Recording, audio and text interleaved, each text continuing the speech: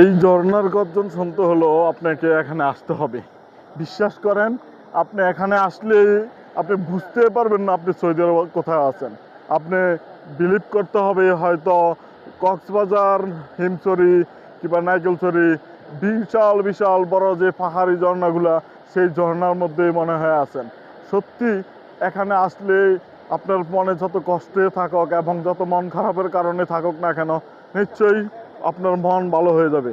এই যে দেখতে পাচ্ছেন যে আমাদের বাংলাদেশি ভাইয়েরা, ওরা কিন্তু এই ঝর্ণা খুব কাছাকাছি চলে যাচ্ছে। এই যে এখান দিয়ে রিস্ক নিয়ে কিন্তু যাওয়া হয়। আমি যদি ভিডিওটা একটু জুম করে দেখাচ্ছি, ঠিক আছে।